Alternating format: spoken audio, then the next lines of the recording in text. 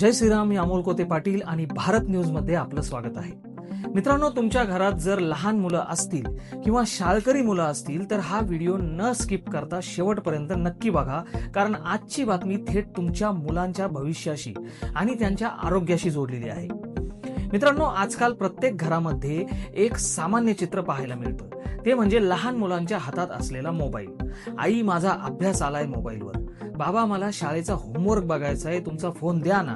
अशी वाक्ये तुमच्याही कानावर रोज पडत असतील, बरोबर ना? आणि अभ्यासाचं नाव काढलं की आपण पालकही निमूटपणे आपला मोबाईल मुलांच्या हातात देतो. पण यातून मुलांचं खरंच भलं होतंय की नुकसान, याच प्रश्नावर आता महाराष्ट्रातील जिल्हा परिषदेने अत्यंत ऐतिहासिक आणि धाडसी निर्णय घेतला आहे. होय, जिल्हा परिषदेने शालेय विद्यार्थ्यांसाठी एक नवा नियम लागू केला आहे, ज्याची सध्या संपूर्ण महाराष्ट्रात जोरदार चर्चा होत आहे. काय आहे हा निर्णय? चला सविस्तर जाणून घेऊया. मित्रांनो, जिल्हा परिषदेने एक अत्यंत मोठा आणि विद्यार्थ्यांच्या हिताचा निर्णय घेतला आहे. तो निर्णय म्हणजे यापुढे कोणत्याही शाळेत विद्यार्थ्यांना मोबाईलवर ऑनलाईन अभ्यास किंवा होमवर्क दिला जाणार नाही. होय, तुम्ही अगदी बरोबर ऐकलत. मोबाईलवर होमवर्क देण्यावर आता पूर्णपणे बंदी घालण्यात आली आहे. हा नियम फक्त जिल्हा परिषदेच्या किंवा सरकारी शाळांपुरता मर्यादित नाही, तर सर्व शासकीय आणि खासगी शाळांसाठी हा नियम सक्तीने लागू करण्यात आला आहे. जिल्हा परिषदेच्या स्थायी समितीच्या नुकत्याच झालेल्या बैठकीत हा महत्त्वपूर्ण ठराव संमत करण्यात आला आहे. आता यापुढे कोणत्याही शिक्षकाला विद्यार्थ्यांच्या किंवा पालकांच्या व्हॉट्सअप ग्रुपवर किंवा कोणत्याही ऍपवर ऑनलाईन गृहपाठ देता येणार नाही. मुलांना जो काही अभ्यास द्यायचा आहे तो शाळेतच वर्गात वहीत लिहून द्यावा लागेल.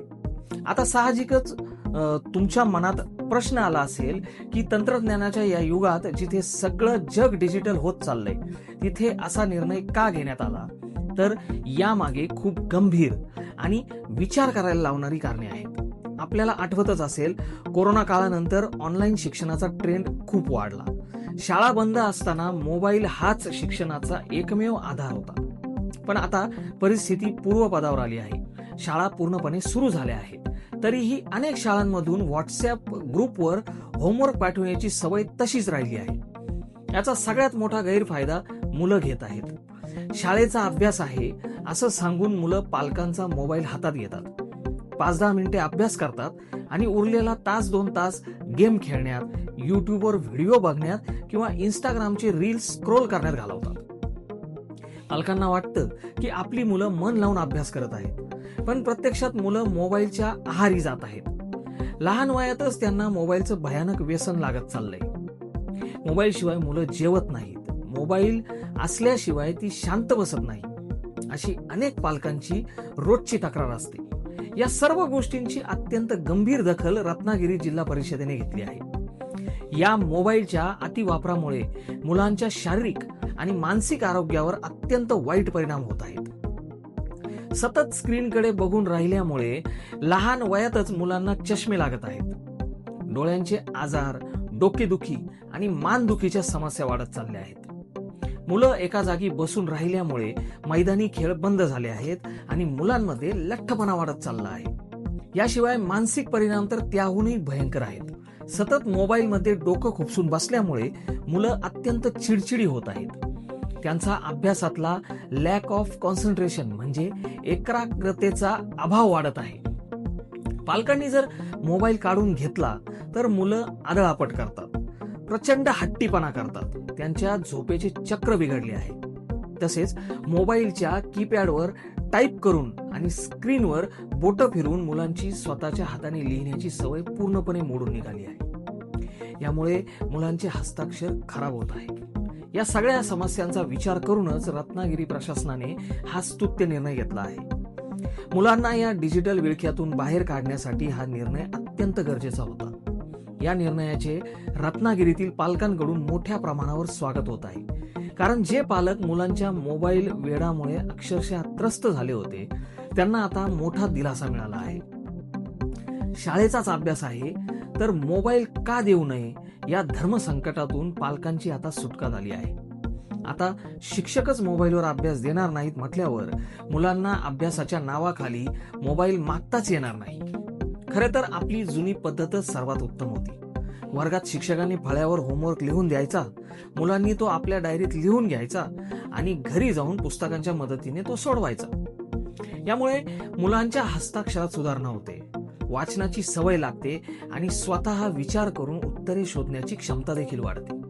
तर मित्रांनो, रत्नागिरी जिल्हा परिषदेचा हा निर्णय खरोखरच कौतुकास्पद आणि काळाची पावले ओळखून घेतलेला आहे.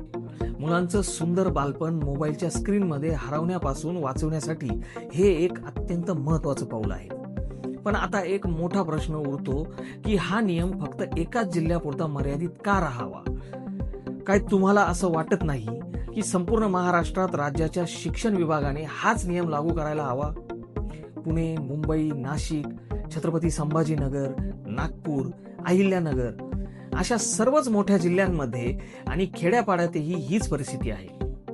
त्यामुळे राज्य सरकारनेही याची दखल घेऊन संपूर्ण महाराष्ट्रातील शाळांसाठी नो मोबाईल होमवर्क असा नियम तातडीने काढायला हवा. तुम्हाला याबद्दल काय वाटतं? रत्नागिरी जिल्हा परिषदेचा हा निर्णय तुम्हाला योग्य वाटतो का? आणि तुमच्या जिल्ह्यातही तुमच्या मुलांच्या शाळेत असा नियम लागू व्हायला हवा का? तुमचे विचार आणि अनुभव आम्हाला खाली कमेंट बॉक्समध्ये नक्की लिहून कळवा. जर तुम्हाला आजचा हा व्हिडिओ आणि ही माहिती आवडली असेल तर व्हिडिओला आत्ताच लाईक करा. हा व्हिडिओ तुमच्या फॅमिली ग्रुप्सवर, इतर पालकांना आणि मित्रमंडळींना जास्तीत जास्त शेअर करा, जेणेकरून ही महत्वाची बातमी सर्वांपर्यंत पोहोचेल आणि जनमानसात एक जागरूकता निर्माण होईल. चॅनलवर नवीन असाल आणि असेच माहितीपूर्ण व्हिडिओ पाहायचे असतील तर भारत न्यूजला लगेच सबस्क्राईब करा आणि शेजारचे बेल आयकॉन नक्की दाबा. वेळ दिल्याबद्दल खूप खूप धन्यवाद. पुन्हा भेटूया अशाच एका नवीन आणि महत्त्वपूर्ण बातमीसोबत. तोपर्यंत स्वतःची काळजी घ्या, सुरक्षित राहा आणि हो, मुलांसोबत जास्तीत जास्त वेळ घालवा, मोबाईल सोबत नाही. पुन्हा भेटूया. तोपर्यंत जय श्रीराम.